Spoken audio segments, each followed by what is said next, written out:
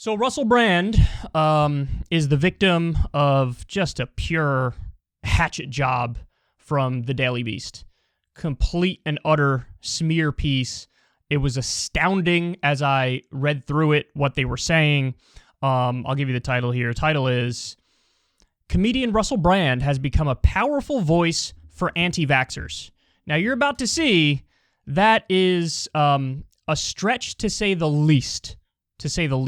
So let me give you some of it.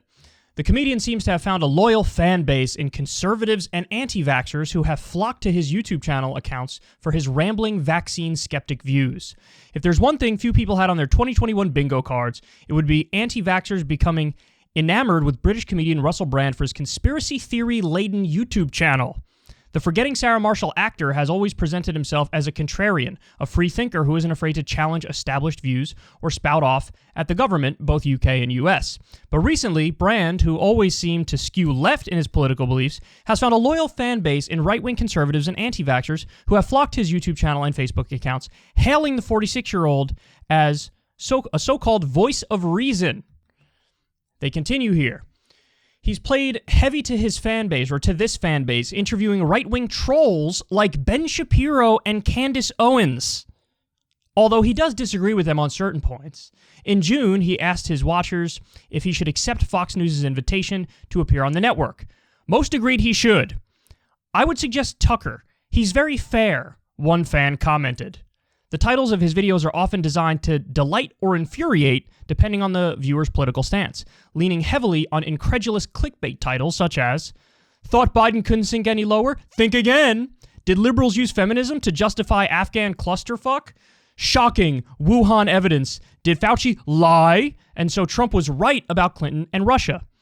But for the past few weeks, Brand has also taken issue with the vaccine, casting doubt on the trustworthiness of the FDA, asking if vaccine mandates are an assault on people's bodily freedoms, calling the vaccine a gold rush, and pondering whether people could trust Bill Gates. Hilarious. Most recently, Brand declared that there was a vaccine apartheid going after CNN anchor Don Lemon after he called out people who refused to get the vaccine. Going after CNN anchor Don Lemon after he called out people who refused to get vaccinated. Okay. I'll just give you one more here. Brand has struck a viewership goldmine with his videos. His videos, which appear to be monetized, that's like a jab to YouTube. Like, they're monetized and they shouldn't be. Often rack up millions of views across YouTube and Facebook, and his comment sections have become hotbeds of misinformation. Okay, so there's a lot to say about this. They go on in the article they don't give a single example of him actually being against the vaccine. They don't have a single example of that. What they do is, and this I think was incredibly misleading, there's a line in there where they talk about how the first time I read it, it seemed like they were saying, oh, Russell Brand had a family member who died after getting the vaccine. And so after I read through that part, by the end of the paragraph, I was like, that doesn't sound quite right. I don't think Russell Brand said that. I went back and read it again, and what they say is there's somebody in the comments section of one of his videos, and they say they know somebody or they have a family member or whatever who died after getting the vaccine. And they're putting on Russell like he's somehow responsible for every single comment in his comment section. And that's somehow reflective of his views. Now, listen, I've watched a decent amount of Russell Brand stuff. Do I agree with him on everything? Absolutely not. For one thing, I do think sometimes he does this almost like above the fray thing where he acts like, no, I'm not saying what you should do or shouldn't do. I'm not saying what you should take or shouldn't take. All I'm saying is he does the classic, like, I'm just asking questions type stuff. And you know what? I don't doubt that he sincerely believes that, and that's really his position, and that he's being honest with the audience. So I don't even agree with everything he covers when he talks about the vaccine or when he talks about ivermectin or whatever. I take stronger stances on that. But he's not anti-vaccine. In fact, it is very clear, if you watch his material, he takes the position there shouldn't be mandates to get the vaccine. That's it. He, again, I don't know if he's gotten vaccinated. I don't know what his general take is on the vaccine.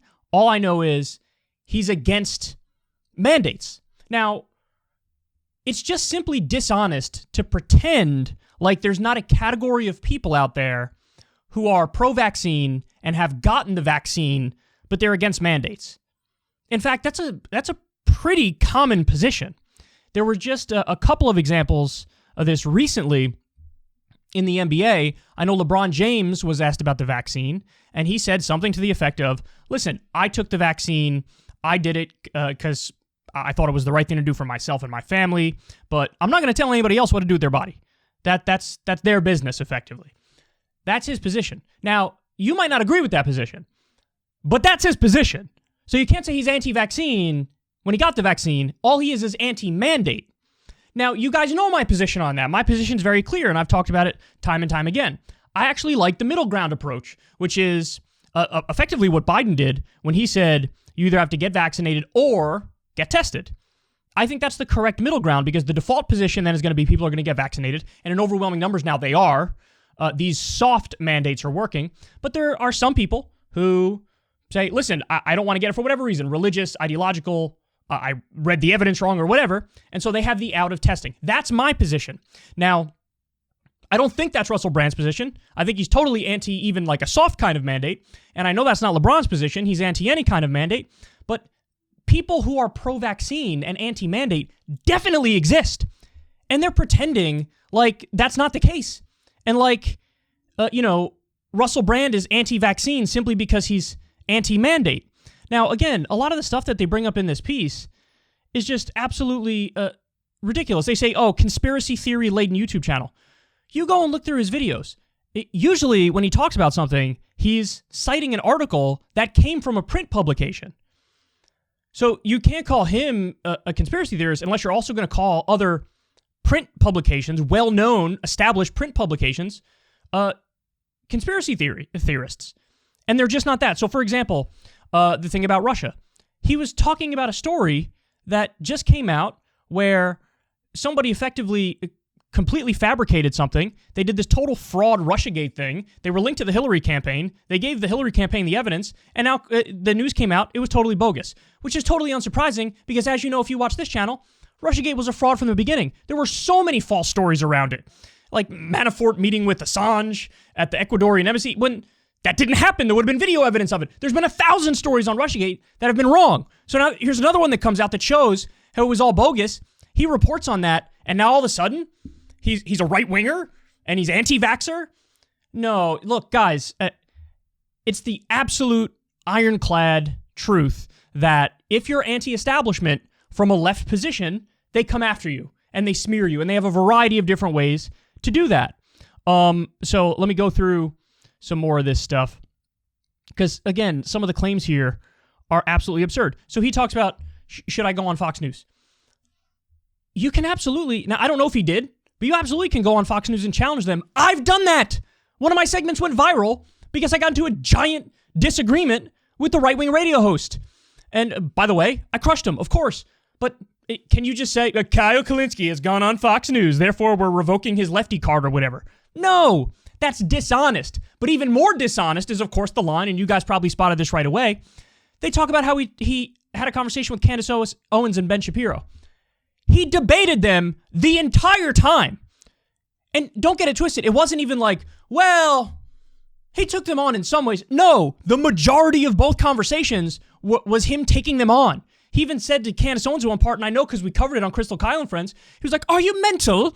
He was going after her for her terribly dumb beliefs on income inequality and wealth inequality. You can't just say because he talked to them, therefore he's trying to align with the right. If anything, right-wingers who are really ideological and committed who watch that are going to hate Russell Brand because Russell Brand challenged them the entire time. And by the way, that was part of the conversation I had, Crystal and I had with him on Crystal Kyle and Friends. I wanted to get a sense of what his standard was for who to communicate with and why and when.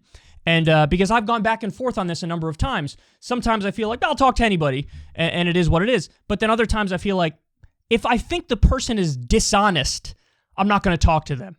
And I do think that Candace Owens and Ben Shapiro, to one extent or another, do fit into that box of you're not really totally honest. Like you're playing a role. And so you're not going into the conversation willing to change your mind in any way, shape, or form. It's like talking to a brick wall. So where's the value in talking to them? But even though I was split on that, and I always go back and forth on what's the best way to communicate with people, it was very clear that Russell Brand's idea, and he expressed this to us, is, listen, even if they are that, it's still worthy of having the conversation. And if anything, sometimes you shine a light on how absurd they are and how silly they are and how dumb they are, and it undermines them. So, for example, that's exactly what happened when Joe Rogan spoke to Dave Rubin, and Dave Rubin didn't know basic facts and, argued against basic building code regulations where Joe Rogan ran circles around him. Like, sometimes an appearance, even with somebody who's dishonest, can further expose them. And I do think that Russell Brand did a fantastic job in both those conversations, basically showing the limits of their ideology. And he's an honest actor. He's a curious person, and people greatly, he has them on and he greatly disagrees with them. This is the sign of somebody who's intellectually curious, but also solidly on the left. And the other things that they go after him for here, you went after Biden, so what? Now you got to be right wing? We go after Biden all the time on this show, but we're going after him from the left. Now, don't get it twisted. I'm fair. I'll give credit where credit is due. When he signed an executive order that raised the minimum wage for 400,000 Americans, every federal government worker, every federal government contractor, even tipped workers who have a deal with the federal government, I gave him credit. I said that's one of the best things he did. And when he pulled out of Afghanistan, I said that's one of the best things he did. So I'll give him credit where it's due, but he also could legalize marijuana today if he wanted to. And he's not doing it because he doesn't want to. He's a drug warrior. Of course I'm going to go after him for that. He's wrong and I'm right. And I'm to the left of him on that front. He can eliminate student loan debt right now. Right now. He doesn't want to do it. He can do it through an executive order. He doesn't want to do it. I'm not allowed to criticize him on that. I can't go after him for that. I can't go after him for a drone strike which killed 10 innocent people, including 7 children. I'm not allowed to go after him for that. If I do, I'm going to be tarred as a right-winger. That's exactly what's happening here with Russell Brand. Now, to be fair, I didn't watch that video, thought Biden couldn't sink any lower, think again. But I have no doubt if I were to watch that, it'd probably be a substantive criticism of him. So I don't agree with Russell on everything, but most of the time he's spot on. And when he says something like, another video they went after, did liberals use feminism to justify Afghan cluster fuck? That's exactly what they did. Now, I wouldn't just say liberals, that's too broad. You could say the establishment used feminism to justify it, because that was one of their main arguments. In the same way they said, we have to bring democracy to Iraq. We weren't bringing democracy to Iraq. They were screaming about feminism to try to block a withdrawal. The military-industrial complex uses feminism to try to undercut the argument of people who want to get out. In fact, there was a leak from WikiLeaks which showed that this was a plan. It was orchestrated by the CIA. And don't take my word for it. Go read the leaks. They were like, let's use feminism to try to, basically get otherwise skeptical liberals or leftists on board to be in favor of the war. This is what they said. He's not allowed to criticize that without being called right-wing. He's the one taking the left-wing position there. And then the thing about Fauci lying, what is this with there's something in the mind of hardcore partisan Democrats or elitist liberals where they think Fauci could do no wrong. We know, we have it on camera that he lied and misled people. Remember early on, masks don't work. What? Oh, you don't have to wear a mask. What? Now, look, you could say, hey, early on in the pandemic, people didn't know.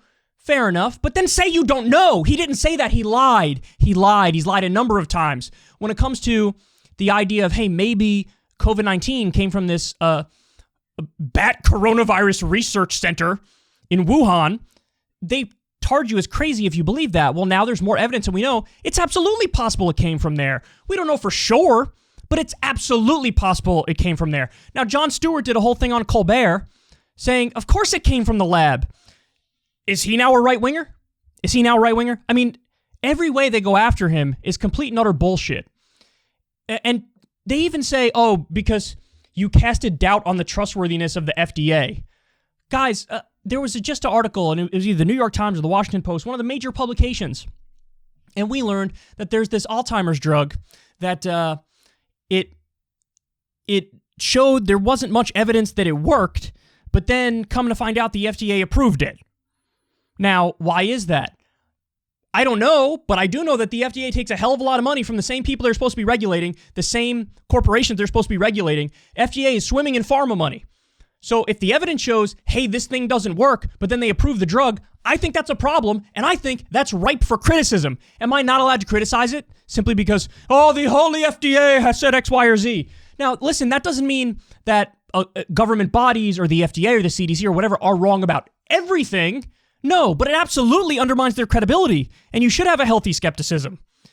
So, I mean, if you're going to go after him, at least make half-decent arguments. There are plenty of things to disagree with Russell on. This ain't it. They even say, pondering whether people could trust Bill Gates. We just learned he was palling around all the time with Jeffrey Epstein, the leader of Pedo Sex Crimes Incorporated. And we're not allowed to question that guy? And don't take my word on this. Go watch, there was a phenomenal monologue from Crystal Ball not too long ago about all the specifics and the details of what Bill Gates is doing with the vaccine. And Bill Gates said, I don't lift the patent protections for Big Pharma. Don't lift them. Let them make their money. So don't let factories all over the world make generic versions of the vaccine so that we save more people. We're going to fix it through charity. And what do? They get 10% of the vaccines that they really need to get out around the world. That's what they get out. And then they pat themselves on the back as if they're heroes.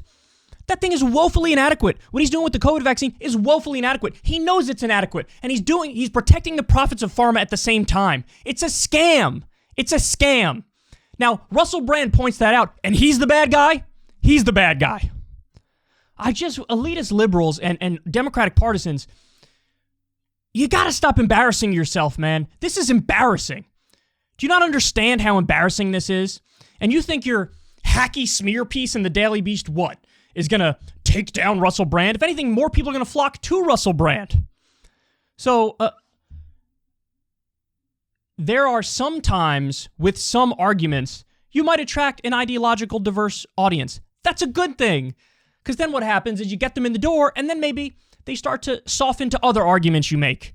You know, I'm sure when libertarians watch this program and they hear me talk about ending war, or they hear me talk about legalizing drugs, or they hear me talk about civil liberties in the NSA, they love it. They probably love it. And they think, he's one of us. And then they keep watching the show. And then eventually when I tell them, hey, single-payer healthcare is the best, and we need paid family leave and paid vacation time, and we need a better social safety net and UBI and all these other things, maybe initially they wouldn't have liked it, but if they keep watching because they like me on the other issues, eventually we might change some people's minds and deconvert them from an extremist ideology. And I know because it's happened. People have walked up to me and told me they were going down an alt-right pipeline, and then, this show sort of took them out of that.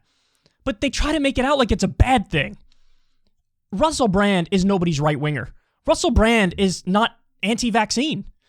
So for them to do this is just absolutely pathetic, man. Don't take my word for it. You go ahead and read the entire piece in the Daily Beast, and you make your own mind up. But it's just, if you don't toe the line, what they're doing is policing the limits of the discourse. And this is something Noam Chomsky brilliantly talked about, that the best way to control thought is to have a spectrum of debate that's allowed. And within that spectrum, let everybody go nuts and have, really strong, passionate disagreements. But the second anybody steps outside of that Overton window, outside of the spectrum of thoughts that are thinkable, well then they come for the jugular and they try to end you. And that's exactly what they're doing with Russell Brand here. I'm going to say it one more time. I don't agree with Russell on everything, but there's no doubt he's solidly on the left. And if you can't acknowledge that, you're just being dishonest. And that's what this was. It was dishonest. Hey, y'all, do me a favor and like and subscribe. It helps out big time in the algorithm. Click the bell as well for notifications when videos drop. And watch that video on screen right now. You know you want to.